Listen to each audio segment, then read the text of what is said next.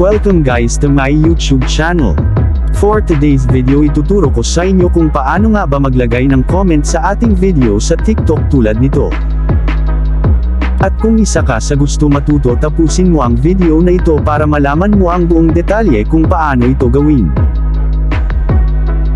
Pero bago tayo magsimula, at kung mahilig ka sa ganitong video, pindutin mo na ang subscribe button para lagi kang updated sa aking mga bagong video na i-upload.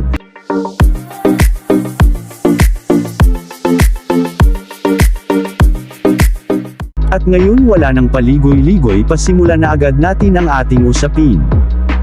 Una nating gagawin ay buksan ang app na TikTok.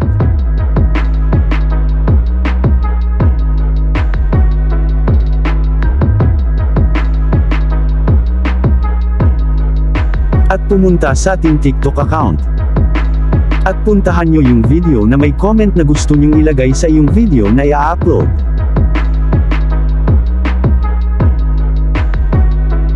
Halimbawa nito.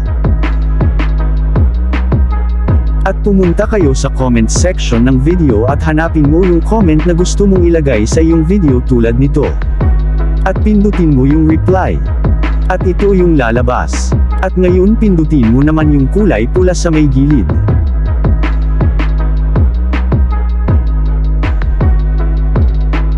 At dito ka mapupunta.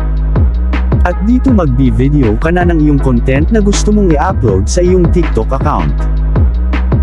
At kung may nakahanda ka ng video na i-upload mo sa TikTok, pindutin mo ito. At dito ka mapupunta. At hanapin mo yung video na i-upload mo, halimbawa nito. At pwede mo ring i-edit yung comment na kung saan mo itong gustong ilalagay. At kailan mo itong gustong mawala o dumating.